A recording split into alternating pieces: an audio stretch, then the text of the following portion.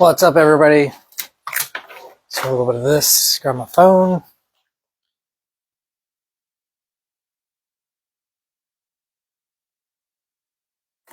This is Shawn. Got Vic over in the back here. Thursday, ask me anything / question and answer. Bunch of topics to talk about today because we missed last week. Apologies for that.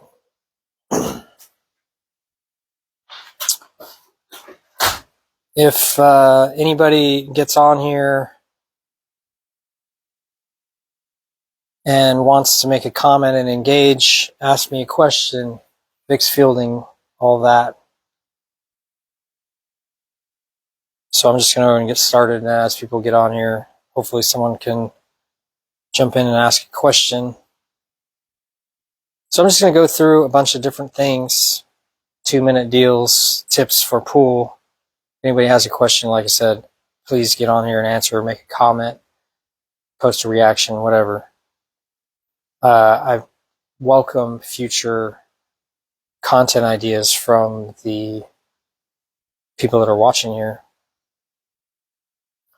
Okay, first thing I wanted to talk about is addressing your past failures and looking at them as a good thing versus as a negative. I think it's very important with pool because we're constantly faced with failing either position, missing key balls, losing matches that we feel like we could have won.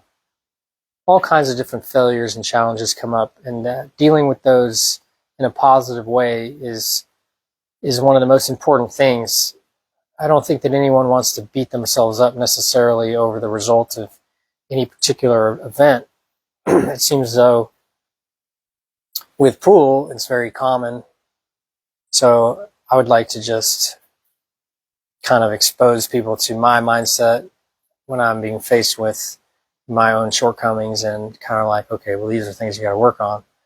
Is that I look at every mistake as basically the only avenue towards your ultimate success is dealing with a failure or a mistake or something. It's just merely an event that if we do the work and we correct our behavior and we change and adapt then and improve our technique or our mindset or whatever, then we've actually, by making the mistake in the first place, we've created a way to get better at pool. Excuse me. So it isn't really a bad thing. I think that as we've developed as pool players, it's like we've forgotten how many mistakes we've overcame just to get to this point. And that at some point, it seems like a lot of us, and I think everyone periodically deals with this, and it's just more about eliminating it slowly but surely, is that we get complacent and then we create an expectation that all of a sudden one day we're gonna not make these crucial mistakes and that we are just going to get through it. And then when they do happen, then we're just like defeated way more than maybe we were at the beginning, where we already kind of knew that we weren't that good. We knew that we couldn't really execute, so we hadn't built up that expectation quite yet. And I think the best way to kind of deal with that is just go back to the beginning with your mindset of, I don't really know exactly what's going on. I'm trying to experience as deeply this situation as I can so that I can maximize the perception that I have of what's going on so that I can make an accurate adjustment and move forward. So much of the game is just dealing with the mistakes, and that we need to have techniques just to deal with the mistakes so that we can move forward more quickly and not get stuck in these patterns that we don't want to be stuck in. So I think one of the first things to do is just to be like, you know what? I know I'm going to make a mistake eventually, and I know that I'm going to deal with it positively as much as I can, because that's one of the primary reasons why I've gotten to this point myself, is just because I've dealt with those mistakes. I've overcame so many challenges, and I will continue to do so as long as I feel like it, and I feel like it, and just be like, this is what it is, Hope that is clear to everyone.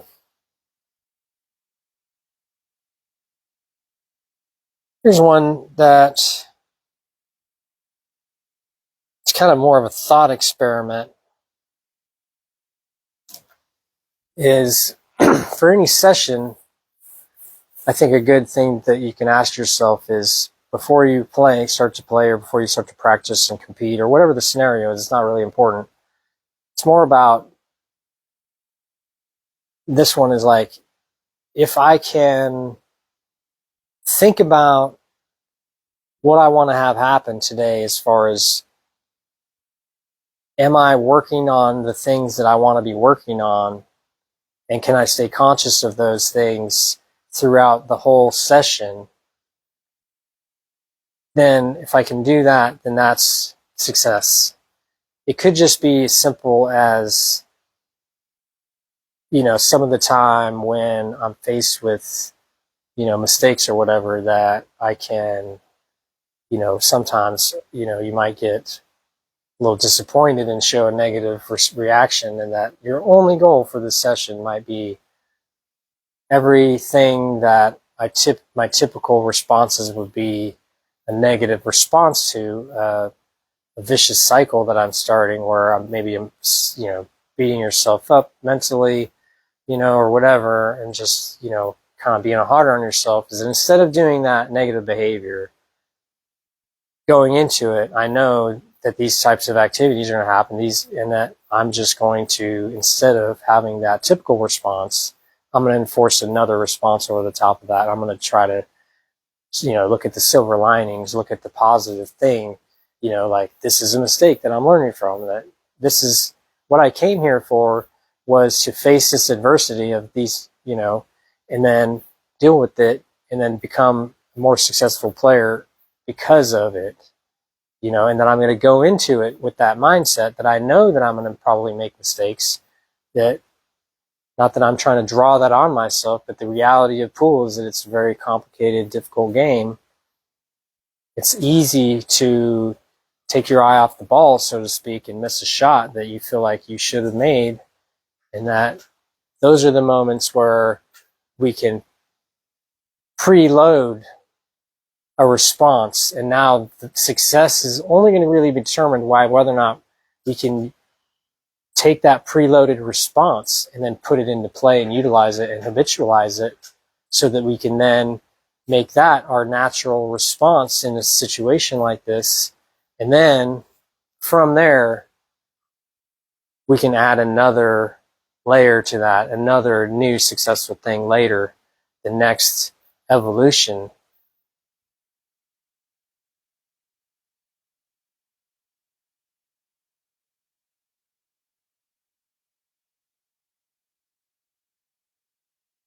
This is a long-term thing to think about. Ask yourself this question: will you be satisfied at the end of your pool journey with the way you spent your time at the table and away from it? This is a pretty deep question, I'd say.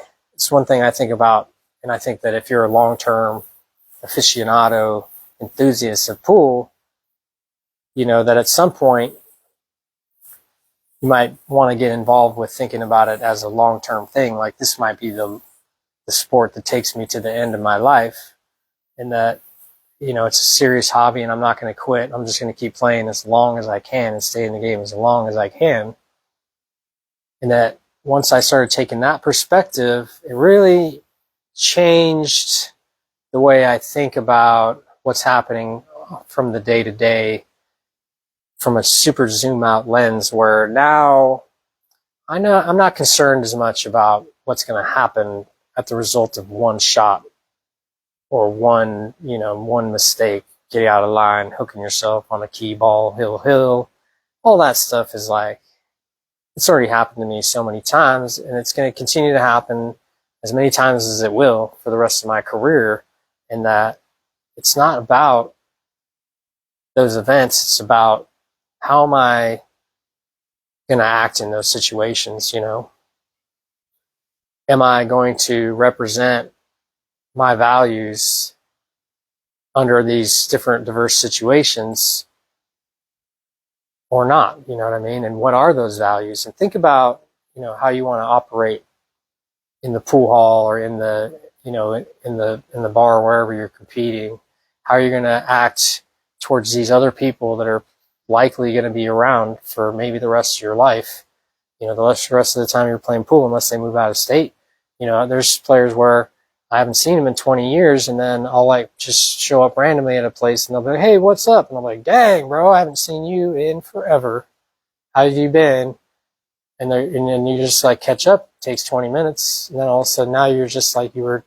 It's like you guys have been living next door neighbors forever, you know. And because of those types of relationships you're developing, I think it's important to look at your own character and looking at how you're developing yourself through your activities in the pool room and through your game, and how you're representing yourself over the long term. You know, if you want more from the game, you got to give more to the game. That's just the way it is. You know, you got to kind of like subdue your bit lesser, you know, expressions of yourself and try to like enhance the greater ones. This is a good one to ask or to talk to yourself about or think about, really, about why you play the game and what your goals are. You know, pool is one of those amazing sports that is like its own universe. It has its own economy. It has its, you know, it has people that are, you know, doing all the different things, you know, owning businesses, supporting community with certain things. There's top players, you know, that live off the game professionally, you know, then there's cue makers, you know, business owners, you know, amateur players that are traveling and doing that, young players, you know, there's part-timers that, you know, they love the game, but they work 60, 80 hours a week, and they might only be able to hit balls for, you know, a few hours a week, or maybe every other week, or potentially once or twice a month, but they're not going anywhere. You know, you might be committed in that fashion. And I think that it's important to take a look at the structure of how you're approaching the game, and then make, you know, proper assessments of, okay, well, what within the scope of what I'm allowed myself to do based on my schedule or my commitments, my prior responsibilities, and then it allow you to take a little bit more of a realistic view, and help you hopefully come up with the programs so that you can enjoy yourself and hopefully improve even under the circumstances that you put yourself in. You know, you maybe work heavily, you got a couple kids, you don't have a lot of time to play, you know, and because of that, you got to spend some of your time while you're not playing studying the game a little bit more than someone that gets to play every day, you know, so you can spend a little bit of your free time, you know, looking at stuff. And then, you know, when you get down and you actually do get to play, you know, I would recommend going into it with a plan of some sort, where you're like, this is what I want to work on so that I can improve.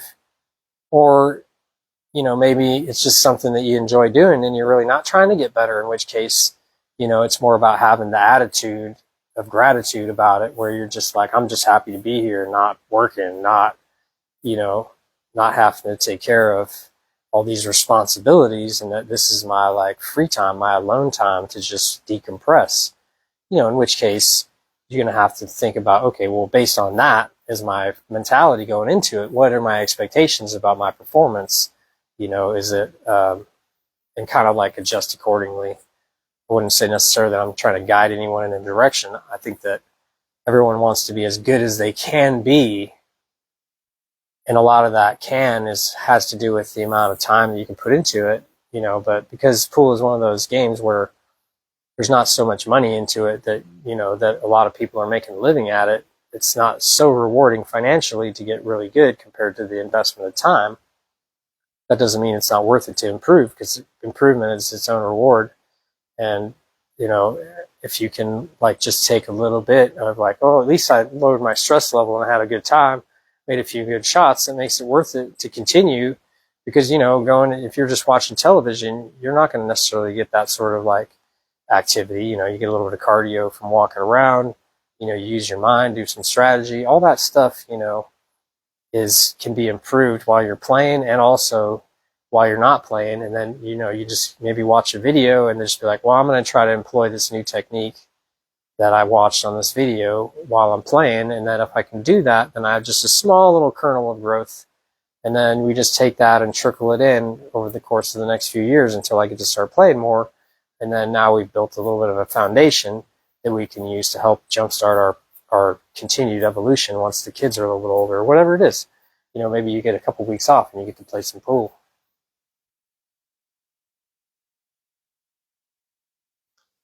This is a short one. I think this came up. I've been thinking about this myself a lot lately, is figuring out when to shoot the shot and like what's your process. And I just wanted to like just go briefly over kind of like a phrase that I have that I kind of like, that works for me, that I think that a lot of people can maybe benefit from, which is just like an old carpentry thing, which is the saying that you measure twice and you cut once. And I think pool is a really good game to use that as kind of like one of the solid like foundations for like your mindset about how you go about playing serious pool. Is that, you know, once the event has occurred, you can't take it back. There's no like starting over. You know, you maybe, you know, you get fortunate and you get to have another shot after you miss the first shot, but that's not the same thing. The other shot still happened, you know. You have to deal with all the things that happen, and part of that is that, okay, well, I got to be okay with what happens beforehand, so I need to go into it with the mindset that I'm going to use some sort of a guiding light for how I do the thing.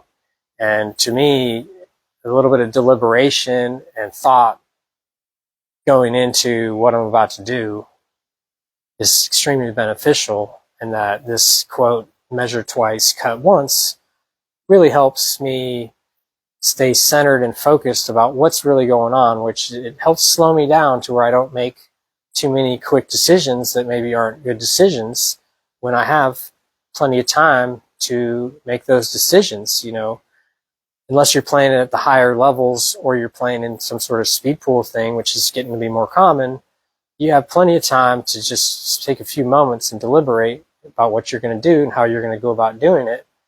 And that is completely acceptable to take a little bit of time to make good decisions. And that one of the things that I don't think that people think about as much is that when you start to practice being deliberate about your decision making, that you actually increase the speed at which you can make decisions, because you have collected all that information so many times that you see that it's the same. There's no more information to collect that's really new here, except for a few little things, you know, which mostly are just like environmental adjustments that you need to make. It's not like, for instance, this is a Gold Crown 3. These tables are like 80 years old.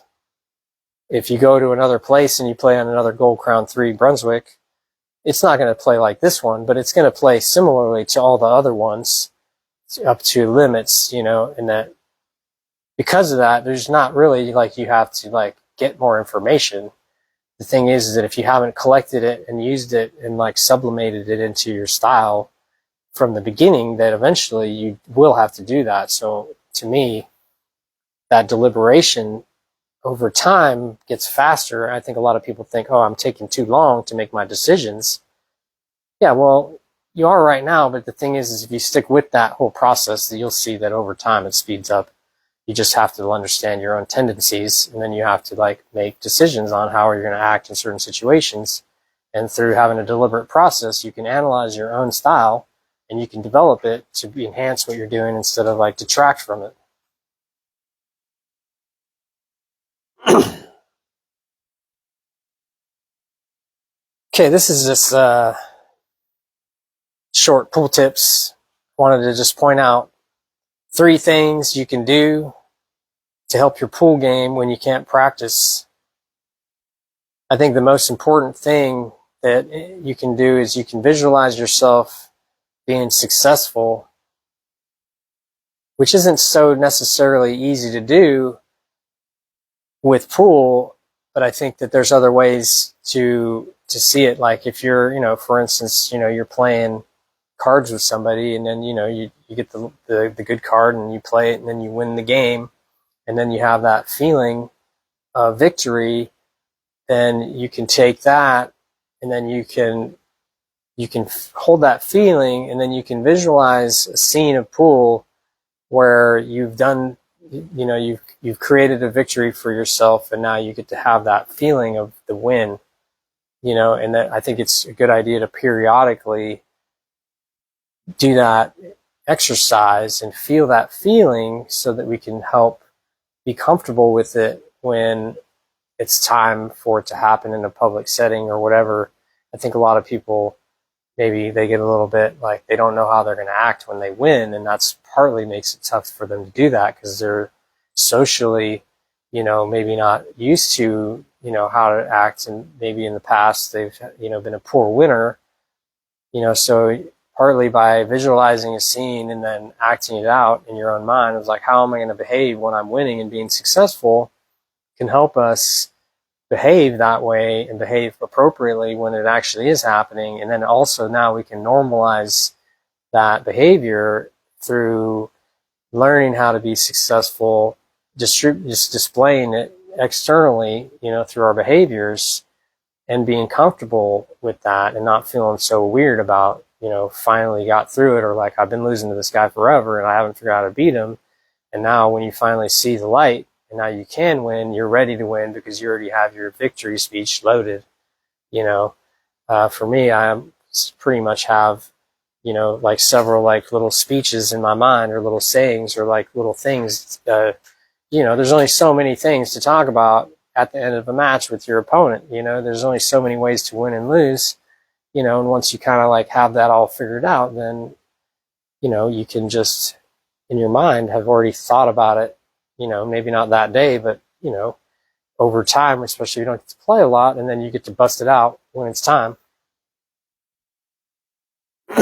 Another thing that I think is helpful is that the second thing that's good is when you're playing in a competition and it's not your turn, is that you have that moment of time when you're sitting in the chair, and that moment is crucial, really, because that's the moment when you can't necessarily win from the chair, where good things might happen and allow you to have an opportunity to win, but it's very rare that you're going to be sitting there and your opponent just gives you the victory. You actually pretty much always have to do something, so because of that, there's a certain amount of readiness that you need to come with and you need to have available to you when it's not your turn, when it's your opponent's inning, So I think one of the good ways to prepare for that moment while you're not playing pool is to, take like 2-minute mindfulness breaks and, and kind of center yourself and practice that centering activity so that you can do that same activity when you actually are playing in a match, and now you're facing that adversity of having to struggle against another opponent of potentially equal or better skill than you, and that there's things to think about as far as that you're not necessarily going to win right now, but I need to be ready, and it's helpful to practice that readiness through short interludes of mindfulness activity, because that's really what happens is when it's not your turn, you just go and you sit down. You might sit down for 30 seconds. It might be 2 minutes. It might be 5 minutes, but it's not going to be like an hour. You know what I mean? You're not playing straight pool against a guy that's going to run 100 balls on you, so you're not going to be there for 30 minutes before your next shot. It's typically going to be a little bit of time, 5-10 minutes at the most. So if you can learn how to, outside of the time that you're playing pool, center yourself through like a little bit of meditation or like a 5-minute just a siesta in your mind. You just kind of go off to dreamland, let your body resolve itself into relaxation. Then you can take that to a match, and you'll see that it can help. The third thing that's, I think, pretty important too is that as you start to get better at pool, then you start to develop what's called a pre-shot routine, which I'm not going to go into because I think most people watching this video already know what that's all about. I think that at some point early in your career, preferably once you've established like the ability to run some balls, is you got to start analyzing what you're doing at the table and the process by which you go about being successful as far as your system of shooting, your system of thought processes, your system of, all the things, and that writing it down and having it memorized so that then when you go and play, you're just there and ready more so than you would be had you not done that activity. It's just something that you can do when you're not playing pool that you can really work on. You can think about your body motions and you can start writing them down. You can start really immersing yourself in the sensory experience of it while you're not playing. And then when you do play, you have it just that more ready and at hand.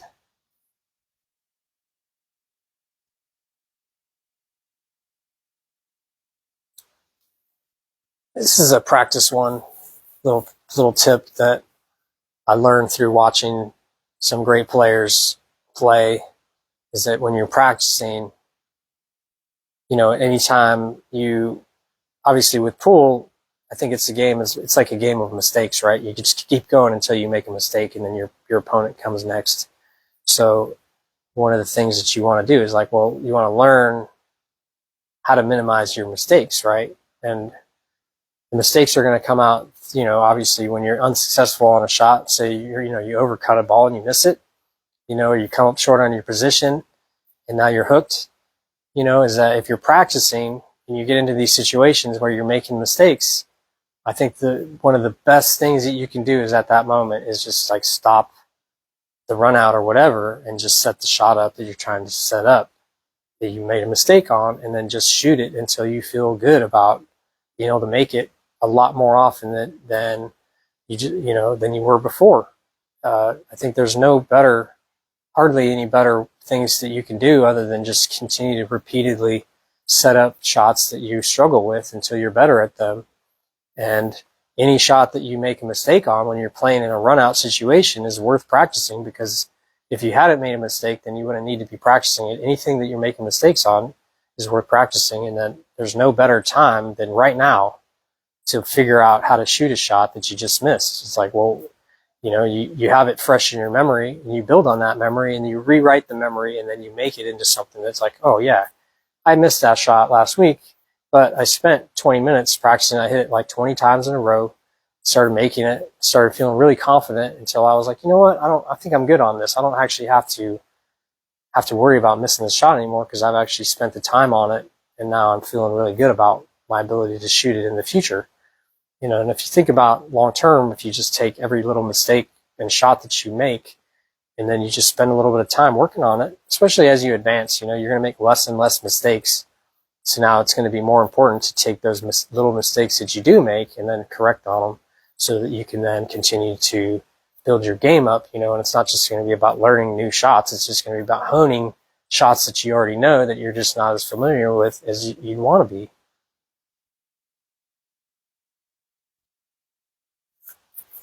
This is a little bit more of a psychological thing, I think, that helps move you forward, is in the act of goal setting. I think one of the things that's tough is that, you can set a goal and you can accomplish it, and there's going to be a process by which it gets accomplished, right? I think that one of the things that's helpful to do is to create goals for yourself that are, in a sense, like lifelong journey type goals, where there's no finish line.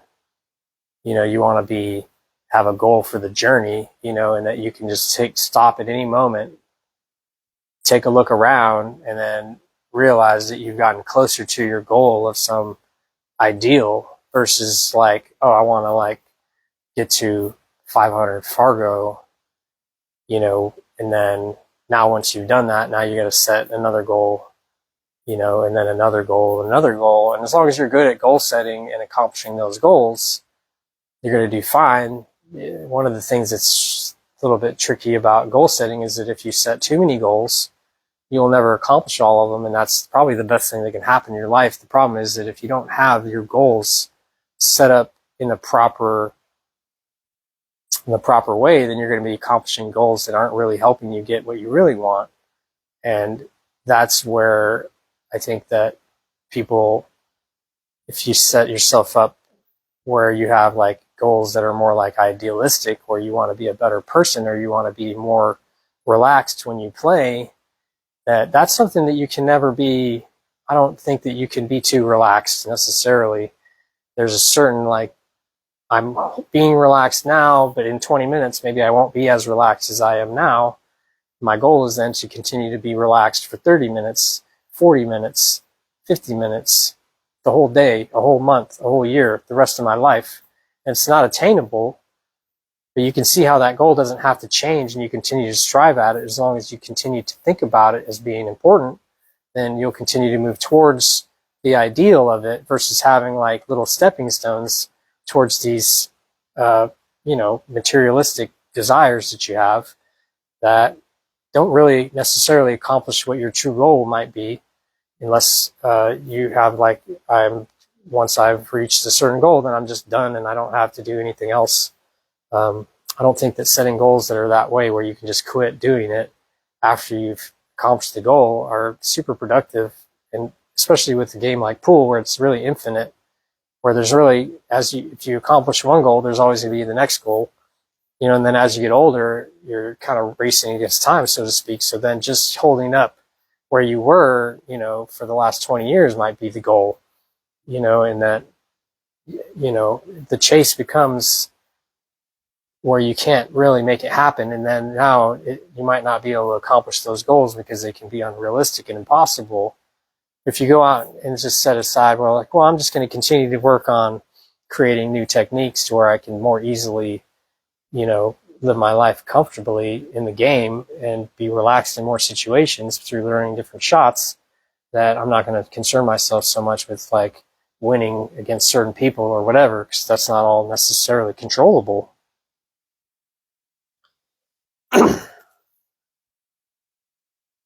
All right, so this next one, Ishmael. What's up, Ishmael?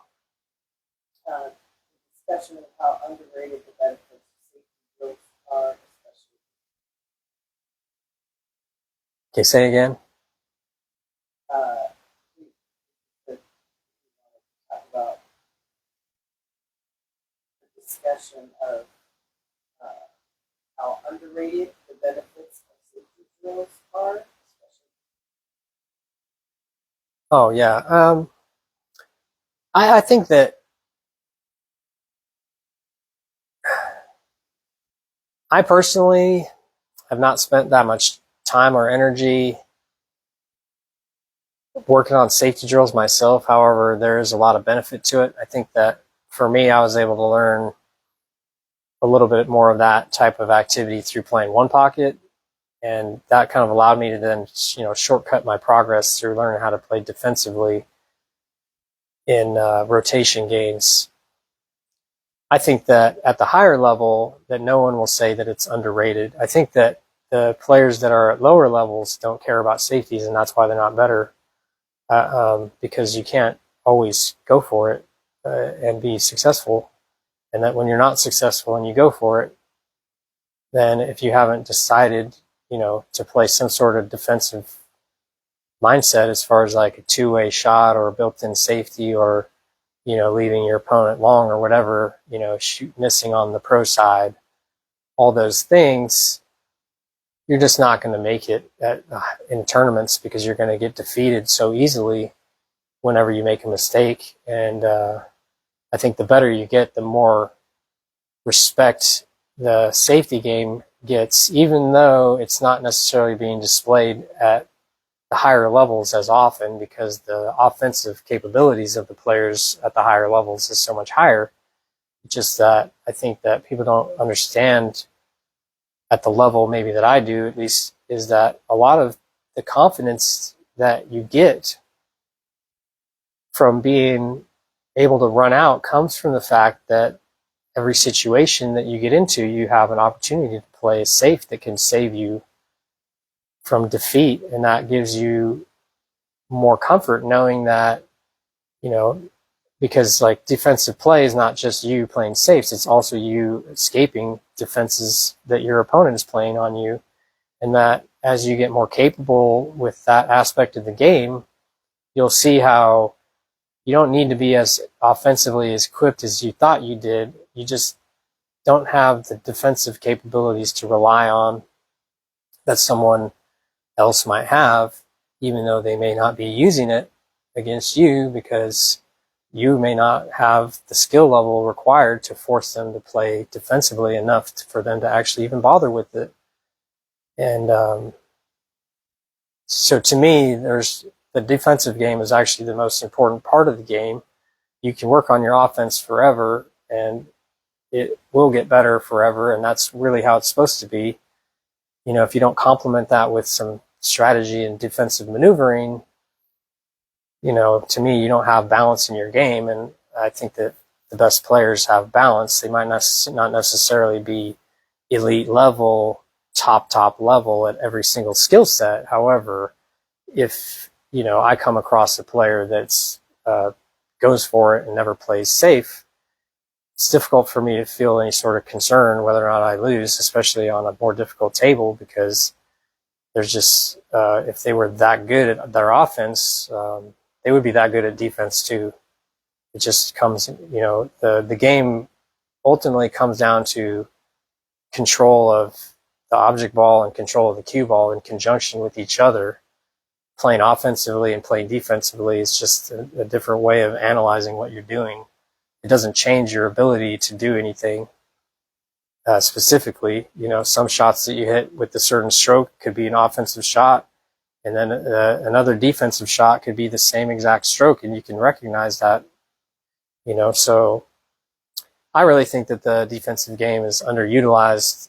However, that being said, it's not as much fun necessarily, and it's not necessarily what you need to do. I think that it's more important to understand your own need to feel comfortable with the situation, and that the more tools you have to bring to it, the better off you're going to be and the more comfortable you can be. And that's why I recommend that everyone learns how to play safe, because if you don't, then when now you eventually, a situation will come about where you would want to play safe and you just don't know how to do it. And then now, how are you going to feel about that situation? Not good, in my opinion.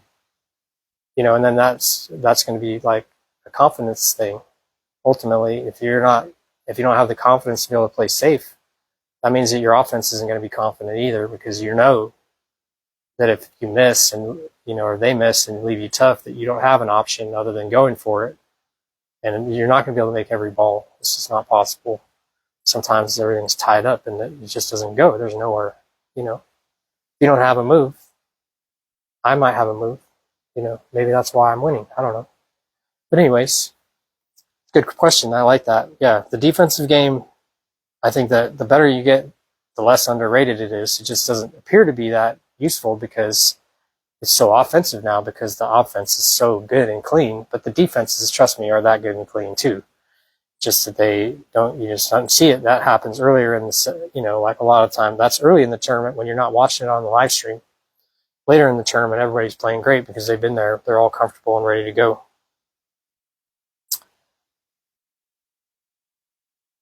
Okay, back to the one that I was about to talk about. So I think that paramount importance of pool is to remain positive as much as you can all the time. So in order to do that, you have to learn how to deal with the negativity that can enter your mind, and you have to learn habits that are going to allow you to just enhance your level of positivity and reduce your level of negativity. So I think that one of the things that I found for myself, I think other people will too, is that, you know, when you're reacting and responding to events that happen, is that before you speak about it, you're going to think about it. And that if you speak negatively, that means you were thinking negatively. So all you really need to do is pay attention to what you're saying and how positive those words are to know your exact level of negativity or positivity. And that over time, with effort and willpower, you can create a more positive and mental environment for yourself, and thus speak more positively and act more positively, and thus reduce the amount of negativity. If you're speaking negatively about yourself or others, those thoughts are negative thoughts. They could be positive thoughts. And I think that everyone hopefully would agree that when you're speaking about being nice and living with other people, is that having an air of positivity, an attitude of positivity is far more beneficial and more enjoyable to experience than the flip side of negativity. So I really, really, really try to help as much as I can myself be more positive through just, you know, enforcing the desire to be more positive, and also by being able to observe my own actions and reduce the amount of negative, you know, responses that I have. And, you know, that comes immediately from the mind. You know, the mental negativity is there, it creates a thought or an action that stems from that. You can't necessarily follow your thoughts so easily, but you can follow your actions and your words more easily because they're documented in this world. You know, your thoughts just go and go and go and go. And, you know, and after you've thought one, if you can't remember it, you'll never remember it again. It's just gone forever. But it could be had been a negative or a positive thought. However, with that being said, if you say something, now you can analyze that. It's a physical thing. And then you can put a number on it, so to speak, and then you can try to increase the positivity of that number through willpower and just desire to have a more positive outlook by like preloading, for instance, different sayings and changing the way that you say things, and understanding that it all helps habitualize positivity, and positivity is where relaxation and fun comes from, you know, which I think is where pretty much everybody wants to live. So this next one is going to be brief. I think more of a outlook on what kind of person you are. I think it's very, very helpful to spend a little bit of your energy analyzing what kind of person you want to be over time and work towards achieving, you know, that as a thing. You know, I think that a lot of people, including myself, we want the best for ourselves and the best for other people, but we also know that that's not going to happen without effort. So what it kind of basically is like, once you have decided, okay, this is like the alignment that I want to have with the world, meaning that I want to be a positive person, I want good things to happen for myself, I want good things to happen for other people, that we need to find out our particular way to express that, our own flavor, our own style of positivity, our own style of living our best life, you know, and having a low resistance to our, you know, the events that are happening in front of us, and letting things kind of naturally flow in a good way versus constantly trying to over control and think too heavily about things that aren't important, that can then bog us down. So where this is going is really that I think that from a pool perspective, and this comes from C.J. Wiley, you want to start aligned, start centered, and then stay centered and stay aligned. So it's important to be able to find that initial alignment that once you're there, you can see that there's no better way. This is actually me. This is how I'm supposed to be. And that now if I can just stay there and I can find ways to get back there, then it will be the best thing for myself and for other people's experience of me. So we have to spend a little bit of time, maybe a lot of time, exploring how we want to be and kind of working towards changing who we are and how we act, so that we can then be a little bit more free and feel more comfortable, not having, things that we're just not like, I'm just letting this go, but it just doesn't feel right, but I'm just not doing anything about it. And then you have that, it can just live forever in your life. And so you decide that, you know what, this doesn't serve me anymore. And then I need to decide who I really am. And then once I've decided that, then I can see how easily this is going to go away, because then I'll have this other thing that will replace it. So a little bit of investigation on what your true alignment is, and then figuring out how to express that is going to be paramount to playing good pool. You don't want to be at odds with what you think is right, and you're doing things because other people are saying this is the right shot. Whatever. The shot is your shot. When you get to shoot it, no one else gets to shoot it.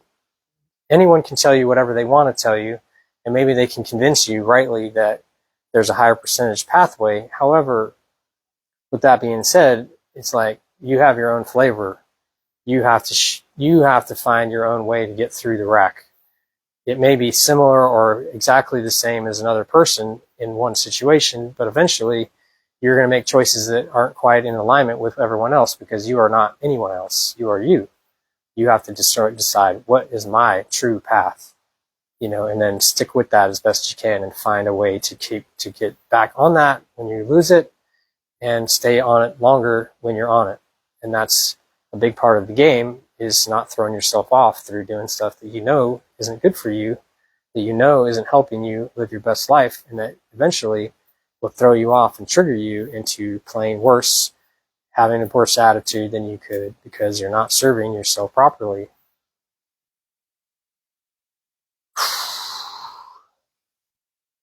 This is a good one, I think, for a lot of people, which is that it's kind of a fine line, in my opinion, between being stubborn and then also knowing when it's time to just give in and do the thing, because that stubbornness only takes you to the point at which, if you're just going to keep beating your head against the wall, that's stubbornness. That's not a good thing when there's a better way, With that being said, is that you have to try and experiment with different things to find out what works for you, and that requires its own sort of stubbornness. So it's important to be objective about what's going on and kind of like self-analyze whether or not you're being stubborn or obstinate or whatever, or you're actually just like being persistent with what you're doing up to the point at which you're comfortable. Okay, I've been persistent. I've stuck with this long enough to know that it either does or does not work for me. And now I'm going to make a change, or I'm going to dig in doubly and just go with this forever until someone really points out that there's ways that I can change and that it makes sense to me, in which case then I will change my mind, and then I will be persistent in a different direction. But it's important to have that desire and will to be persistent without being so over the top with it that you're not listening to anything that makes sense, that you're just being, illogical with your stubbornness.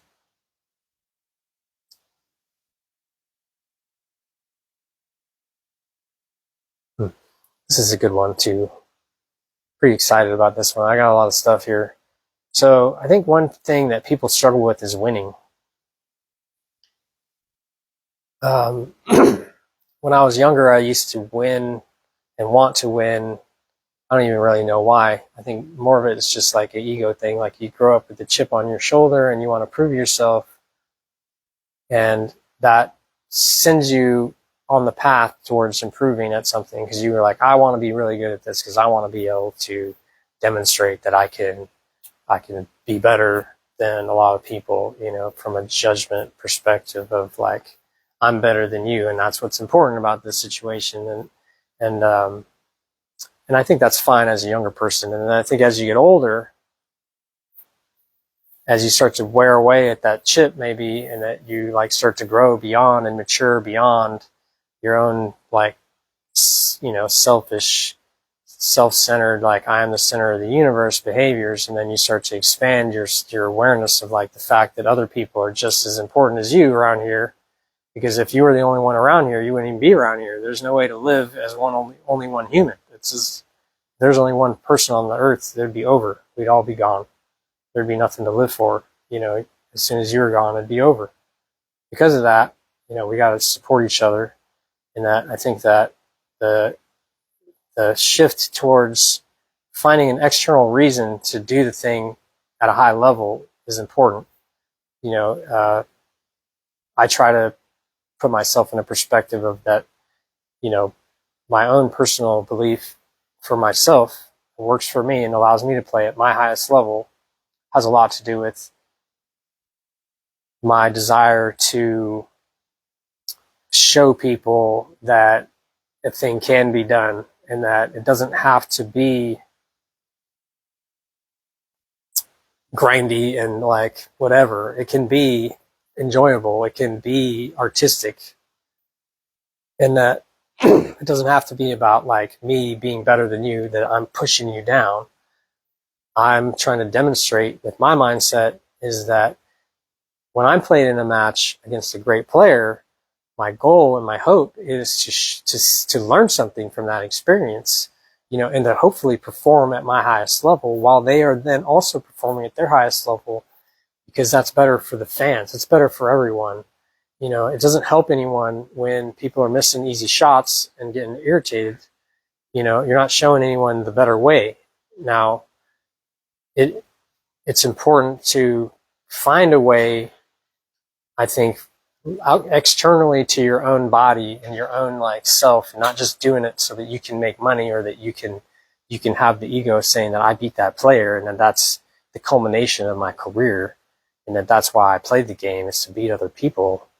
That I don't think that that's as desirable long term as something more like, well, I think it's a beautiful game and that I've become a valued member of this community through assisting other people and trying to express themselves as best as they can on the pool table through helping them learn techniques that are going to help them get better.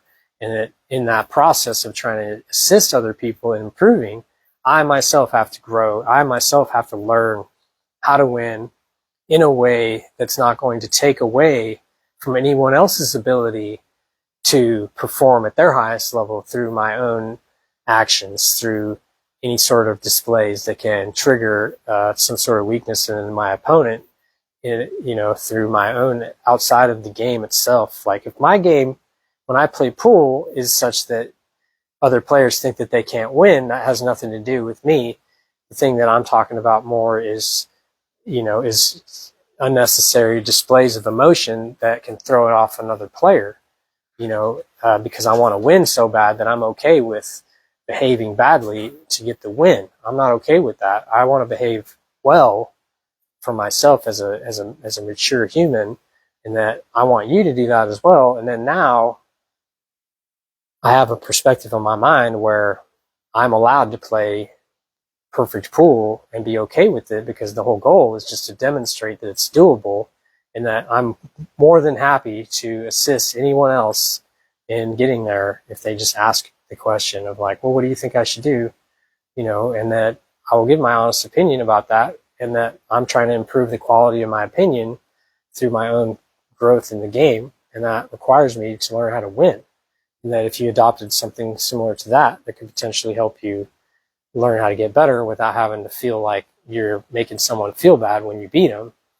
To me, I don't necessarily feel like, giving somebody the beatdown is a bad thing. It's like, hopefully they learn something about it, and if they learned one or two things and then they come back and, even if it just, you can't beat me, but it makes you tougher for the next guy, that's helping, and then eventually maybe you can come with the game that can teach me something, and that I will then be happy to learn from you. But until that happens, I'm just going to try to just express myself at the highest level that I can.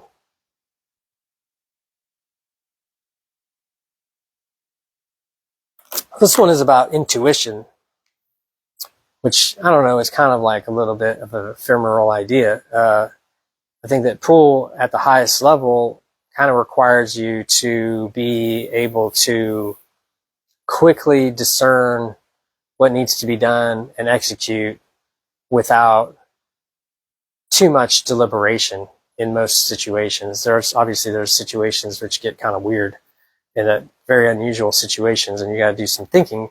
But in general, I think that what you want to do with pool is just hone your instincts through learning a bunch of different shots, doing a little self-exploration about what kind of shots you like, what kind of cueing you like to do, and what kind of power, accuracy, spin you like to employ, your preferences in all those areas, bank shots, defensive play, all that thing, and then let that hone your intuition as far as you just shoot the shot that makes the most sense for you to shoot at that time without thinking too hard about it.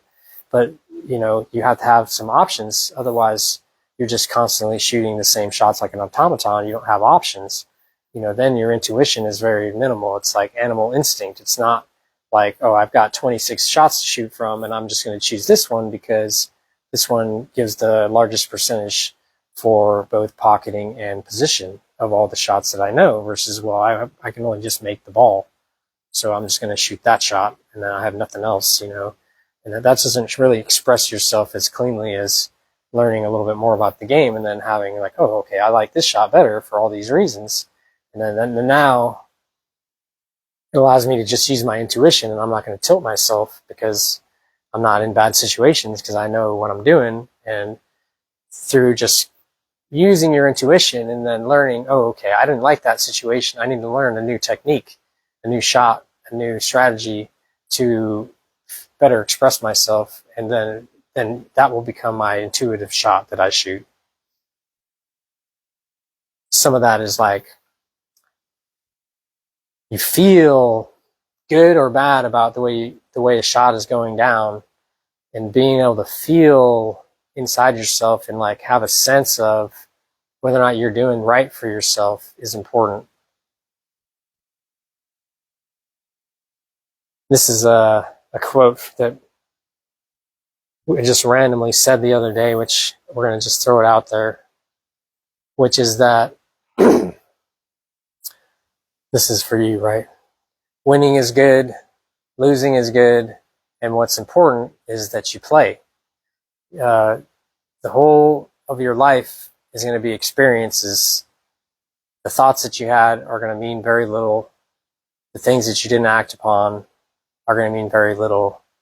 What's important is the actions, and actions when you're playing pool and you're competing lead to winning and losing. And all of those actions are good actions because they teach you how to do the thing better. And that's why losing is good and winning is good.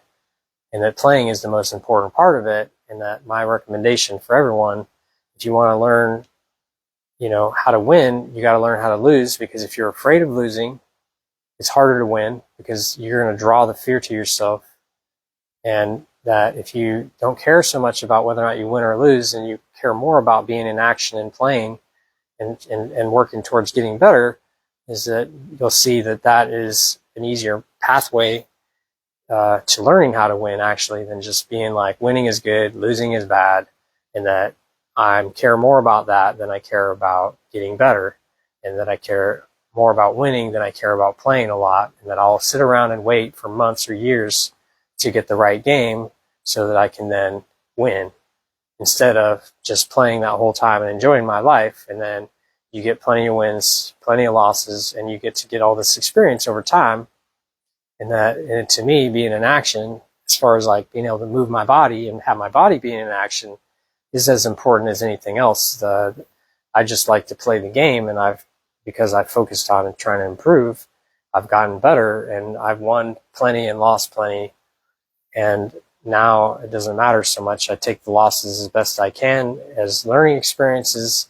I take the wins as best I can as hopefully some little bit of financial boon maybe, and potentially some good experience where you like prove to yourself that you can actually accomplish what you're trying to do often enough to actually like string together some balls and maybe put some racks together, play some good safeties and control the game and do all of those things that I've been working on my whole life to try to accomplish, and that it didn't happen because I was waiting around for a person that was worse than me to play and want to gamble. And then I go and beat them. And then I haven't learned anything because I'm just sitting back on the skills that I've had since I was 25. I've been trying to develop those skills and use them. In order to do that, you got to play. So that's why playing is important.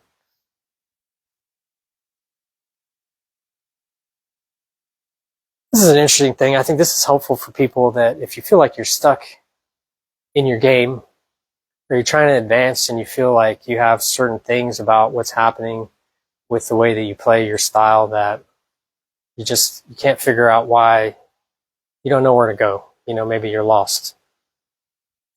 And I think this is just a good thing to think about is like, just think about the game as like, like in martial arts where there's like, especially like karate, taekwondo, there's like styles, animal styles where like they have tiger style, mantis style, snake, dragon, whatever there are, all the different things. All those are just different combat motions that have an energy to them and an attitude about them that you have to embody in order to do it properly. And the pool is no different than that. And you got to find your style so that you can exist in this energetic place that's comfortable for you. And then ideally develop multiple styles that you can employ at different times based on the situation. And that just gives you a little bit more of a way to be fluid about the situation and not be stuck where you're like concerned that your style is not going to get you anywhere. Or if you're just stuck in the game and you feel like, oh, I want to get better, I don't really know how, well, then just go in a totally different direction and just adopt a new style. Be like, maybe you feel like you're trying to be too controlled, too perfect, and it's causing extra tension and extra overthinking, and you're second guessing yourself, and that is kind of developed into a style. It becomes its own like framework that you can't escape because you're trying to do things in a certain way, and that certain way is a style. And then all you need to do then to just find out something new is just to go away from that, adopt a different style, maybe like a relaxed, flowy, circular, whatever, versus a linear compression style. You can start trying to hit the ball with a different stroke instead of slapping it or stroking it or hitting it. You can try to accelerate through it, or you can swoop down on it, or there's so many ways to hit the ball and get a similar reaction, but it's all a different style ultimately. And if you learn multiple styles, then you're going to be more well equipped to be able to just fluidly go between them. And it enhances your ability to play because you're not stuck with one thing that you've been trying to hone and work on, and it just doesn't work now because the situation doesn't allow for that style to be successful. So I think that if you kind of take a look back and you be like, oh, this is the style that I've been using for this time, and that I really want to expand my game. So now what I got to do is just let go of that for a while. Don't worry about that. It'll be there. You don't forget how to be the way that you've been. You just have to develop a new style on top of that, and then you can incorporate it when you choose to, and then add and kind of like, salad bar with it. Come up with and be adaptable, be flowy, be able to change, it makes it fun. You can like mess around with, because you're not committed to it, you're not committed to anything in pool. That's why it's amazing. We're going to add something? Oh, I thought you raised your hand. Okay. Okay. All right. We'll do, I kind of went over that one. Okay, this is about dealing with stress. I think that this is something that I started incorporating a little bit more, was that if you're in an emergency situation, this is outside of pool. If you're in an emergency situation and you don't know what to do, and someone does know what to do that's trained specifically for this scenario, the best thing to do is whatever they say. You got to assume that whatever you think is right is not right because you don't know. You're not trained properly.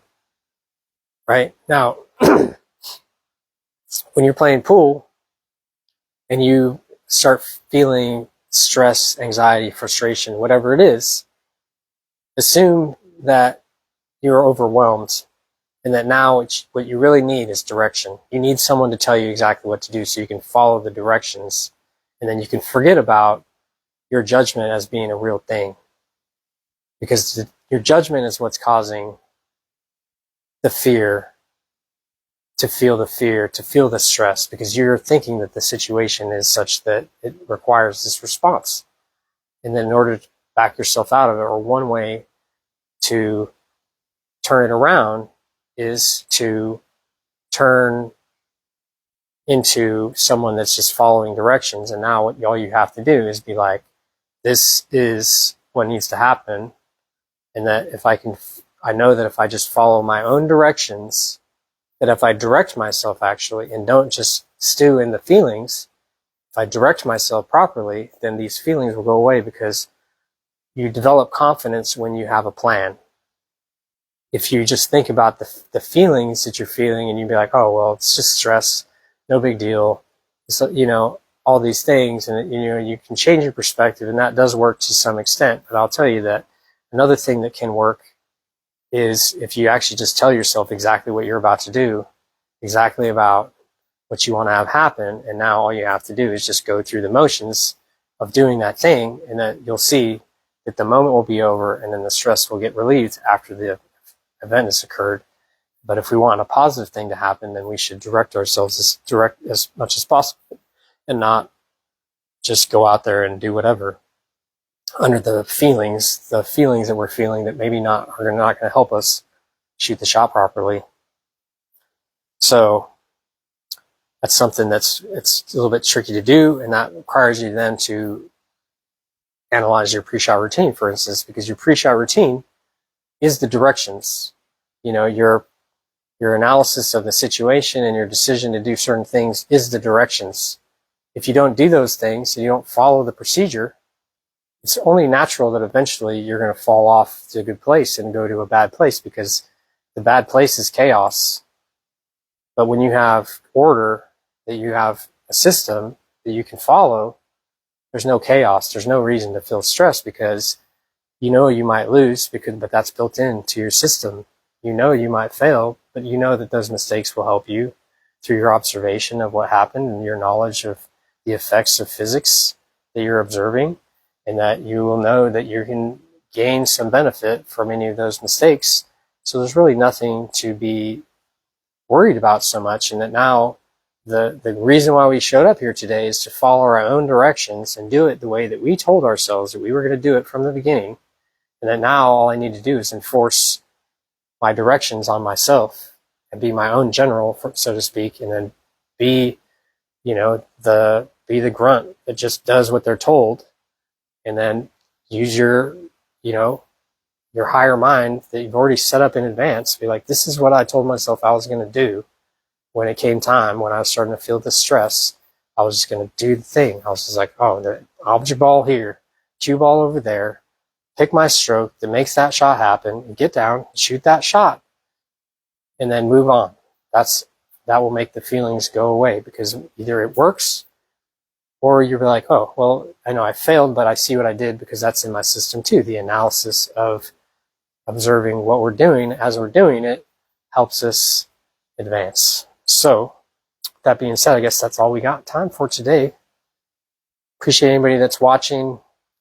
We got a stream going later today. Hope you guys all join in. Joseph Draper versus Aaron Rodgers. It's going to be a fun one.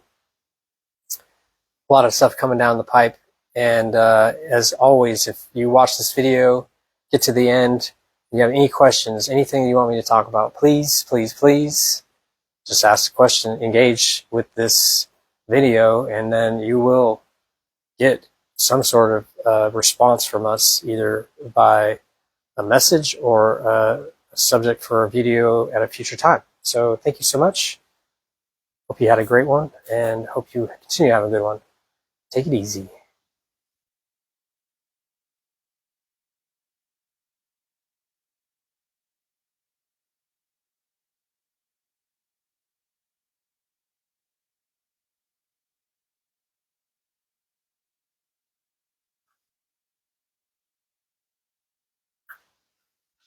Slate